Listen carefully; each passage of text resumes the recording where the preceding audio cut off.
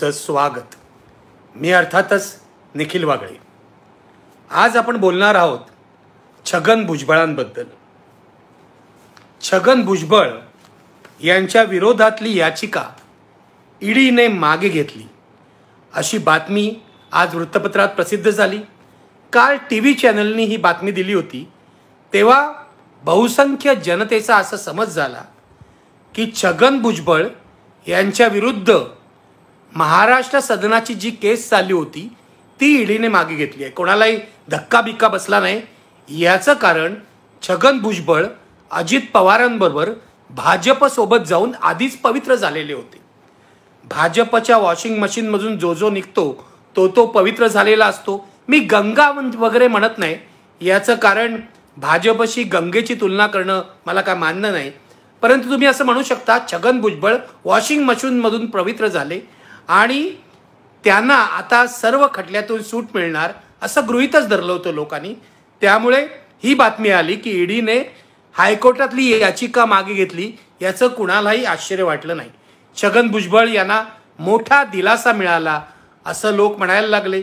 राजकारण्यांचाही असा समज झाला, कारण आज उद्धव ठाकरे उपरोधाने असं म्हणाले की मी छगन भुजबळ यांच्या घरी जाऊन पेढे खाणार आहे, कारण त्यांना मोठा दिलासा मिळालेला आहे। तेव्हाही त्यांचा समज हाच झाला असावा की छगन भुजबळ महाराष्ट्र सदनाच्या खटल्यातून सुटले असतील।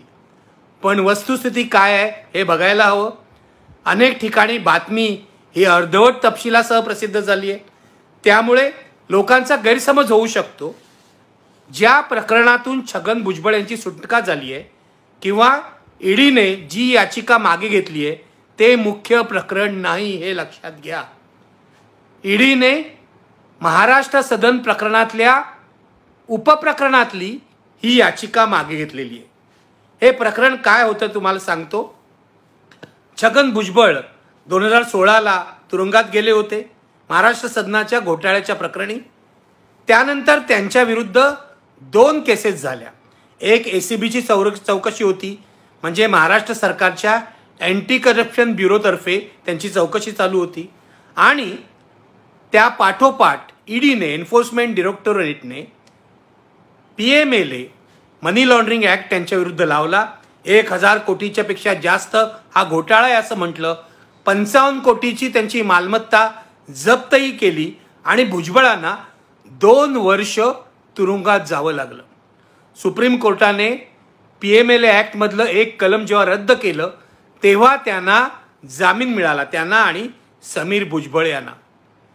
त्यानंतर सेशन कोर्टाने भुजबळ यांचा पासपोर्ट परत केला, त्यांना परदेशी जाण्याची परवानगी दिली। ईडीने याला आक्षेप घेतला आणि हायकोर्टात अपील केलं, हायकोर्टात रिट अर्ज केला की भुजबळ यांना तशी परवानगी मिळू नये। मात्र हा अर्ज सुनावणीला येण्याआधीच भुजबळ परदेशी जाऊन आले कामासाठी, जे काय काम होतं ते करून आले, त्यामुळे या अर्जाला काही अर्थ राहिला नाही। परवा ईडीने जो अर्ज मागे घेतला तो हा अर्ज आहे, तो निकामी झालेला अर्ज आहे हे लक्षात घ्या। तो महाराष्ट्र सदन प्रकरणातला अर्ज नाही। मुळामध्ये ईडीने हायकोर्टामध्ये अपीलच का केलं होतं हे समजायला मार्ग नाही, पण ईडीला दाखवायचं असेल आपण भुजबळ यांच्या विरुद्ध कसं कठोरपणे वागतोय, त्यामुळे अपील केलं असेल। अपील केलं असेल तर ते ताबडतोब सुनावणीला यावं आणि भुजबळ यांची परदेशवारी रद्द व्हावी म्हणून प्रयत्न करायला हवे होते, तेही त्यांनी केले नाहीत। त्यामुळे भुजबळ परदेशी जाऊन आले, त्यामुळे या अर्जाला काही अर्थ राहिला नाही। गंमत बघा, सप्टेंबर महिन्यामध्ये ईडीचा हा अर्ज सुनावणीला आला तेव्हा ईडीच्या वकिलांना आठवेनाच आपण कशासाठी अर्ज केलाय। विसरबोळेपणाची हद्द आहे, किंवा आजच्या तरुणांच्या भाषेत म्हणायचं तर ईडीची गजनी झाली त्यावेळी। आणि वकील असं म्हणाले की आम्हाला थोडा वेळ द्या कागदपत्र तपासण्यासाठी, आम्हाला नेमकं आठवत नाही आम्ही हा अर्ज कशासाठी केलाय। परवा अर्ज सुनावणीला आला तेव्हा ईडीने असं सांगितलं आता या अर्जात काही अर्थ नाहीये, आम्ही हा अर्ज मागे घेतो। म्हणजे छगन भुजबळांना मूळ प्रकरणातल्या एका उपप्रकरणातून दिलासा मिळालेला आहे। छगन भुजबळांनीही हा खुलासा केला। छगन भुजबळांविरुद्ध रिट अर्ज करणाऱ्या, हायकोर्टात जाणाऱ्या अंजली दमानिया यांनी सुद्धा हा खुलासा केलेला आहे। मात्र मला पूर्ण खात्री आहे की आज उपप्रकरणातून भुजबळांची सुटका झाली असली तरी उद्या त्यांची मूळ प्रकरणातून सुद्धा सुटका होईल. महाराष्ट्र सदनाचं जे प्रकरण आहे ते भारतीय जनता पक्षाने लावून धरलं होतं. किरीट सोमय्यांनी गले लठ्ठ कागदपत्र तयार करून हायकोर्टामध्ये अर्ज केला होता. त्यानंतर समीर भुजबळ खुलासे करत गावभर फिरत होते. देवेंद्र फडणवीस यांनी सुद्धा भुजबळांविरुद्ध बाजू लावून धरली होती. भाजपच्या इतर नेत्यांनी सुद्धा कोणत्याही परिस्थितीत भुजबळांना माफी नाही असं म्हटलं होतं. पण 2014 साली देवेंद्र फडणवीस जेव्हा मुख्यमंत्री झाले त्यानंतर वर्षभराने किंवा 1.5 वर्षाने एक बातमी आली की भुजबळांच्या PWD खात्याच्या एका सचिवाने भुजबळ यांना क्लीन चिट दिलेली आहे. भुजबळ यांचं म्हणणं होतं की महाराष्ट्र सदनाचा जो व्यवहार झालेला आहे त्या व्यवहारामध्ये किंचितही भ्रष्टाचार झालेला नाही. हा निर्णय आपण कॅबिनेटच्या सल्लामसलतीने आणि कॅबिनेटच्या शिक्कामोर्तबानंतरच घेतलेला आहे असं भुजबळ यांचं पहिल्यापासून म्हणणं होतं. पण त्याआधीच बातमी आली की एका सचिवाने भुजबळांना क्लीन चिट दिली. त्यावेळेला मुख्यमंत्री होते देवेंद्र फडणवीस. त्यांनी हे अतिशय त्वेषाने नाकारलं होतं की भुजबळ यांना अशी क्लीन चिट मिळाली नाही कोणती. आम्ही हा खटला पुढे चालवणार आहोत, याचा पाठपुरावा करणार आहोत आणि भ्रष्टाचारांना माफी नाही वगैरे वगैरे वगैरे. मात्र त्यानंतर 2019 साली महाआघाडीचं सरकार आलं, उद्धव ठाकरेंचं सरकार आलं आणि चक्र फिरली. कशी फिरली, काय फिरली याचा अंदाज तुम्ही बांधू शकता. पण 2019 साली पहिल्यांदा विदर्भातल्या इरिगेशन घोटाळा प्रकरणी अजित पवारांना क्लीन चिट मिळाली. बघा कशा कशा क्लीन चिट मिळाल्या. अजित पवारांना क्लीन चिट पहिली मिळाली. त्यानंतर 2021ला कोर्टाकडून मिळालेली ACBच्या कोर्टाकडून मिळालेली क्लीन चिट आहे. भुजबळांना सुद्धा क्लीन चिट मिळाली. भुजबळांच्या आधी या खटल्यातले कॉन्ट्रॅक्टर चमणकर आणि इतर जे आरोपी होते त्यांना क्लीन चिट मिळाली. त्यामुळे कोर्टाने असं सांगितलं भुजबळ केवळ या खात्याचे मंत्री होते म्हणून त्यांना आरोपी करणं योग्य नाही, त्यांनाही या खटल्यातून मोकळं केलं पाहिजे. म्हणजे ACBच्या खटल्यातून त्यांना पूर्णपणे 2021ला महाआघाडीचं सरकार असताना उद्धव ठाकरे मुख्यमंत्री असताना क्लीन चिट मिळाली. त्यानंतर भुजबळांना यथावकाश जामीन मिळाला आणि जामीन मिळाल्यानंतर भुजबळांनी असे प्रयत्न चालू केले की ACBच्या मूळ खटल्यातून आपल्याला क्लीन चिट मिळालेली असल्यामुळे त्या आधारे ईडीने जे आरोपपत्र दाखल केलं होतं, जो खटला दाखल केला होता PMLAच्या अखत्यारीत वगैरे, तो खटला टिकत नाही. सुप्रीम कोर्टाचे असे अनेक निकाल आहेत. त्या निकालानुसार त्याचे दाखले भुजबळांच्या वकिलांनी कोर्टात दिले. त्याप्रमाणे युक्तिवाद झाला आणि त्या दाखल्यानुसार असं भुजबळांच्या वकिलांनी दाखवून दिलं की मूळ आरोपातून जर आरोपीची सुटका झाली असेल तर त्या आरोपाच्या आधारे जे इतर खटले दाखल केलेले असतात, जी इतर आरोपपत्र दाखल केलेली असतात ती सुद्धा रद्द व्हायला हवीत. अजून या खटल्याचा निकाल लागायचा आहे.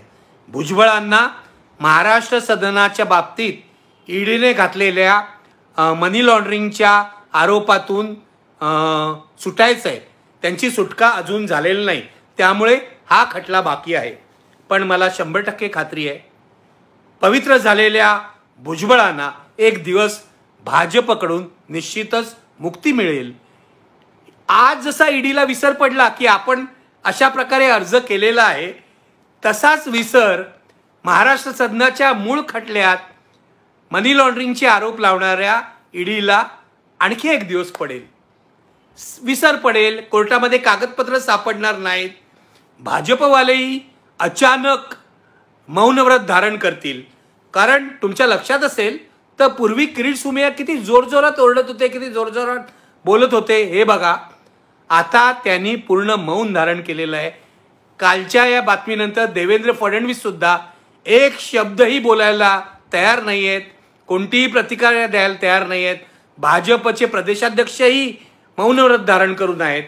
शेवटी भुजबळांनाच खुलासा करावा लागला की मला मूळ खटल्यातून क्लीन चिट मिळालेलं नाहीये, माझी मागणी आहे त्यातून माझी मुक्तता करा. पण अजून मी मुक्त झालेलो नाही. भुजबळ साहेब काही काळजी करू नका, तुम्ही पवित्र झालेले आहात भाजपच्या वॉशिंग मशीनमधून. त्यामुळे एक दिवस तुम्हाला ही सुद्धा क्लीन चिट मिळेल. महाराष्ट्र सदनाच्या सगळ्या आरोपातून तुम्ही मुक्त व्हाल, कारण तुम्ही मोदी साहेबांच्या दिंडीमध्ये सामील झालात. मित्र हो, छगन भुजबळांना क्लीन चिट मिळाली किंवा भाजपवाल्यांना त्यांचं अचानक प्रेम वाटायला लागलं, यात काही आश्चर्य नाही आहे. गेले काही दिवस महाराष्ट्रात जे राजकारण सुरू आहे ते राजकारण जर तुम्ही पाहिलं तर तुमच्या लक्षात येईल की छगन भुजबळ जे राजकारण करतायत ते देवेंद्र फडणवीस आणि भारतीय जनता पक्षाच्या पूर्ण फायद्याचं राजकारण आहे. जरांगे पाटील यांच्या मराठा आरक्षणाच्या आंदोलनाने सगळ्या महाराष्ट्रामध्ये एक वादळ निर्माण झालं. शिंदे सरकार अडचणीत येतं की काय असं वाटायला लागलं. शिंदेनी 2 वेळा तडजोड घडवली आणि जरांगे पाटील यांचं उपोषण सोडवलं.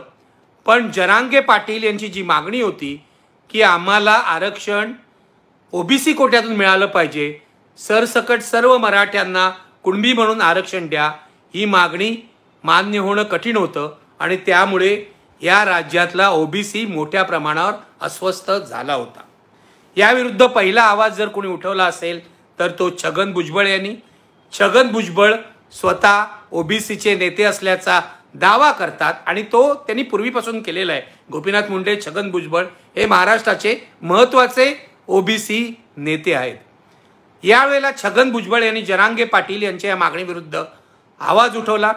मराठा आरक्षणाला आमचा विरोध नाही, पण हे आरक्षण तुम्हाला द्यायचं असेल तर स्वतंत्रपणे जा, ओबीसी कोट्यातून ते आम्ही तुम्हाला देऊ देणार नाही असं त्यांनी स्पष्टपणे सांगितलं.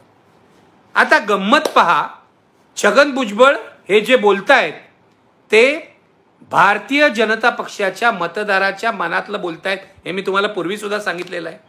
कारण महाराष्ट्रामध्ये काँग्रेस आणि राष्ट्रवादीच्या मराठा वोट बँकेला उत्तर म्हणून भारतीय जनता पक्षाने अगदी वसंतराव भागवत, मुंडे, महाजन यांच्या काळापासून ओबीसीची वोट बँक तयार केलेली आहे.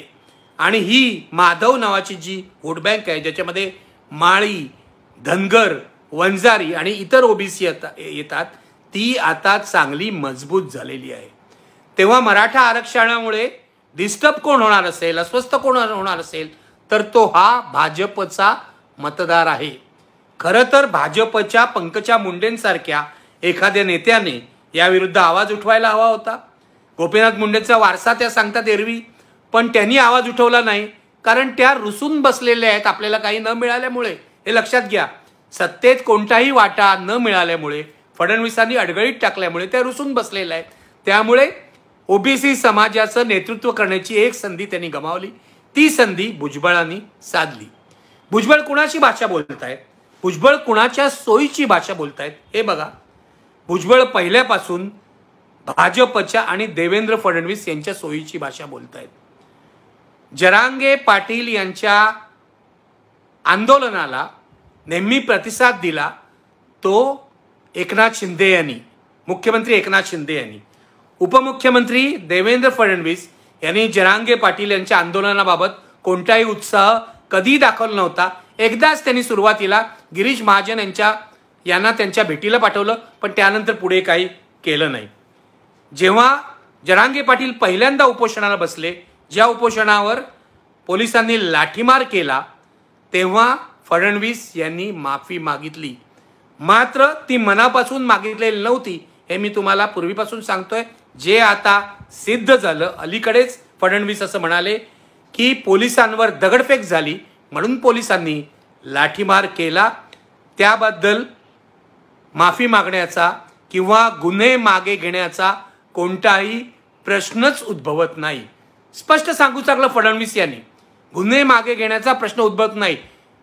मुख्यमंत्री शिंदे यांनी आश्वासन दिलं होतं जरांगे पाटलांना की अशा प्रकारे जे गुन्हे घातलेले आहेत कार्यकर्त्यांवर ते मागे घेतले जातील. गृहमंत्री असं म्हणतात की हे मागे घेण्याचा प्रश्न नाही. आणि फडणवीस हे कधी बोलले? फडणवीस हे पहिल्यांदा बोलले नाहीत. हे पहिल्यांदा हा मुद्दा पहिल्यांदा पुढे आणला तो छगन भुजबळ यांनी. छगन भुजबळ यांनी पत्रकार परिषदेत सांगितलं, की पोलिसांनी जर लाठीमार केला असेल तर तो त्यांच्यावर दगडफेक झाल्यामुळे केलेला आहे. 40हून अधिक स्त्री पुरुष पोलीस जखमी झालेले आहेत. हे भुजबळ यांनी सांगितलं. पोलीस हल्लेखोरांची माफी कसली मागताय हा प्रश्न भुजबळ यांनी विचारला. आता त्याच ध्वनीचा प्रतिध्वनी देवेंद्र फडणवीस काढत आहेत, हे विसरू नका. भुजबळ यांनी आक्रमक पवित्रा घेतल्यामुळे राज्यातला ओबीसी संघटित झाला आणि आता जे वाकयुद्ध सुरू आहे जरांगे आणि भुजबळ यांच्यामध्ये, हे सुद्धा भारतीय जनता पक्षाच्या सोयीचं वाकयुद्ध आहे. याचं कारण या वाकयुद्धामुळे आणि या संघर्षामुळे महाविकास आघाडीचा जो अजेंडा होता, शिंदे यांनी गद्दारी केली आहे उद्धव ठाकरे यांच्या लोकप्रियतेचा, तो महायुतीने खेचून घेतलेला आहे. लक्षात घ्या. जरांगे पाटलांच्या सभा सुरू आहेत. जरांगे पाटील पहिल्यापासून भुजबळ यांच्यावर प्रहार करत आहेत. त्याला भुजबळ नकला करून तुच्छतेने उपरोधाने उत्तर देत आहेत. एखाद्या मंत्र्याने अशा प्रकारे सार्वजनिकरित्या उत्तर द्यावं की नाही, हेटाळणी कोणाची करावी काय नाही, हा वेगळा मुद्दा आहे. पण भुजबळांची ती शैली आहे, लक्षात घ्या. आणि पहिला दगड जरांगे पाटलांनी मारला हे विसरता येणार नाही. लायकी नसताना तुमच्या हाताखाली आम्ही नोकऱ्या का करावात हा प्रश्न त्यांनी विचारला. नंतर त्यांनी ते विधान मागे घेतलं, त्या विधानावर सारवासारव केली, हा मुद्दा वेगळा. पण पहिला दगड, तुच्छतेचा दगड, हा जरांगे पाटलांनी मारला आणि त्यामुळे ओबीसी समाज जो मुळातच अस्वस्थ झाला होता या सगळ्या आरक्षण आंदोलनामुळे, तो संघटित झाला आणि भुजबळांच्या सभांना हजारोंचा प्रतिसाद मिळायला लागला. त्यामुळे एका बाजूला जरांगे पाटील आणि दुसऱ्या बाजूला भुजबळ अशी ही दोन पात्र रंगमंचावर आहे. आणि या दोन पात्रांना कोण खेळवतंय तर मुख्यमंत्री एकनाथ शिंदे आणि उपमुख्यमंत्री देवेंद्र फडणवीस. दुसरे उपमुख्यमंत्री अजित पवार शांत आहेत. लक्षात घ्या, भुजबळ आक्रमक भाषण करतायत, भुजबळ जरांगे पाटलांवर टीका करतायत, भुजबळ पोलिसांची बाजू घेत आहेत. जर मुख्यमंत्री शिंदे आणि उपमुख्यमंत्री अजित पवार आणि देवेंद्र फडणवीस यांना मान्य नसतं तर त्यांनी भुजबळांना शांत राहायला सांगितलं असतं, गप्प बसायला सांगितलं असतं. पण ते सांगितलेलं नाहीये. याचा अर्थ भुजबळ जे काय करतायत, जरांगेंना जे ते फटके देत आहेत, शाब्दिक फटके देत आहेत, ते या सत्ताधाऱ्यांच्या सोयीचे आहेत असाच त्याचा अर्थ काढता येईल. म्हणजे भुजबळांचं हे जे राजकारण आहे ते राष्ट्रवादी काँग्रेसच्या हिताचं आहे की नाही, म्हणजे अजित पवार यांच्या राष्ट्रवादी काँग्रेसच्या हिताचं आहे की नाही हा वेगळा मुद्दा. पण ते प्रामुख्याने भारतीय जनता पक्षाच्या आणि महायुतीच्या हिताचा आहे. कारण यामुळेच महायुतीचा किंवा भाजपचा जो ओबीसी मतदार आहे तो संघटित राहणार आहे. आणि शिंदे यांनी जरांगे पाटलांची बाजू घेतल्यामुळे मराठा मतदार जो काँग्रेस आणि राष्ट्रवादीचा आहे त्यामध्ये सुद्धा फूट पडणार आहे. त्यातला काही मराठा मतदार हा शिंदे यांच्याकडे जाऊ शकतो अशी आशा फडणवीस यांना आहे. म्हणजे एकूण भुजबळ हे या नाटकामध्ये एक प्रमुख भूमिका वठवत असले तरी त्यांची सगळी सूत्र ही फडणवीस यांच्या हातात आहेत, हे लक्षात ठेवा. त्यामुळे उद्या भुजबळ यांच्या विरुद्धचे महाराष्ट्र सदन घोटाळा प्रकरणातले आरोप ईडीने मागे घेतले, मनी लॉन्ड्रिंग ऍक्ट मागे घेतला आणि भुजबळ पूर्ण मुक्त झाले तरीही मला कोणतंही आश्चर्य वाटणार नाही. भुजबळ जर अजित पवार यांच्या पक्षात राहून भाजप ज्या अजेंडा चालवत असतील तर फडणवीसांना दुसरं काय पाहिजे. भाजपचा कोणताही मोहरा, कोणताही नेता, कोणताही पदाधिकारी यात खर्ची पडत नाहीये. परस्पर भुजबळ सगळे हिशोब जे आहेत ते अगदी सेट करतायत.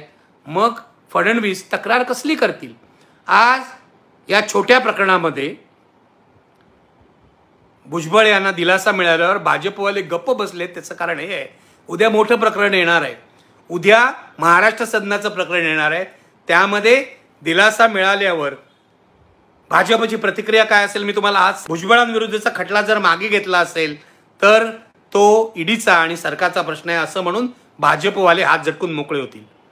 एक तुम्हाला आठवण देतो ज्या prevention of money laundering act PMLA या कायद्याखाली भुजबळांवर कारवाई झाली, त्याच कायद्याखाली नवाब मलिक यांच्यावर कारवाई झालेली आहे.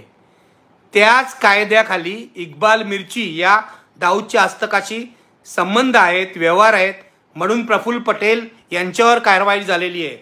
त्याच कायद्याखाली हसन मुश्रीफ यांच्यावर कारवाई झाली आहे. त्याच कायद्याखाली शिंदेंच्या शिवसेनेच्या काही नेत्यांवर कारवाई झालेली आहे.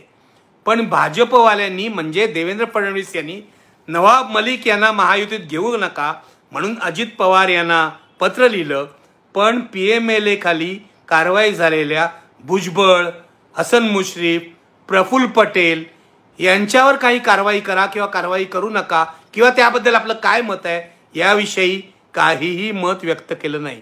हा भाजपचा सोयीस्करपणा आहे. आपल्या वॉशिंग मशीनमधून जो स्वच्छ होऊन बाहेर पडतो त्याच्या विरोधात आपण काही बोलणार नाही. मी तुम्हाला सांगतो, उद्या इक्बाल मिर्ची किंवा दाऊद इब्राहिम यांनी भाजपमध्ये प्रवेश केला तर त्यांचे सुद्धा सर्व गुन्हे माफ होतील याविषयी माझ्या मनात काही शंका नाही आहे. त्यामुळे भुजबळांना महाराष्ट्र सदनाच्या प्रकरणातून सोडवण्यात आलं. महाराष्ट्र सदनाच्या प्रकरणामध्ये मनी लॉन्ड्रिंग ॲक्ट अंतर्गत ईडीने त्यांच्यावर जे गुन्हे दाखल केले आहेत यातून त्यांची मुक्तता करण्यात आली तर मला काहीही आश्चर्य वाटणार नाही. हां, आता एक प्रश्न राहतो की अशा प्रकारे भुजबळ जर भाजपच्या सोयीने वागत असतील तर उद्या ते भाजपमध्ये जातील का?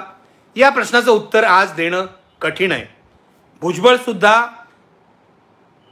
ही जी खेळी आहे त्याला नवी खेळी मानतायत, त्याला दुसरी खेळी मानतायत, त्याला एक प्रकारे पुनर्जन्म, राजकीय पुनर्जन्म ते मानतायत. त्यामुळे ते सावधपणे वागतील. आज तातडीने ते भाजप बरोबर जातील की नाही याविषयी काही नेमकं गणित मांडता येणार नाही. पण उद्या तशी अनुकूल परिस्थिती निर्माण झाली तर भुजबळ भाजपमध्ये जायला सुद्धा कमी करणार नाहीत, हा माझा अंदाज आहे. जिकडे फायदा तिकडे भुजबळांनी कायम हे केलेलं आहे. आधी शिवसेनेमध्ये, मग काँग्रेसमध्ये, मग राष्ट्रवादीमध्ये आणि त्यांचा फायदाच झालेला आहे. आज आता भाजपसोबत आणि उद्या भाजपमध्ये सुद्धा जायला ते कमी करणार नाहीत असं माझं म्हणणं आहे. तेव्हा बघूया काय काय होतंय राजकारणामध्ये. पण भुजबळांना ही जी नवी सोबत त्यांनी केली आहे भाजप बरोबर त्यामध्ये निश्चितपणे दिलासा मिळणार याविषयी काही शंका नाही आहे.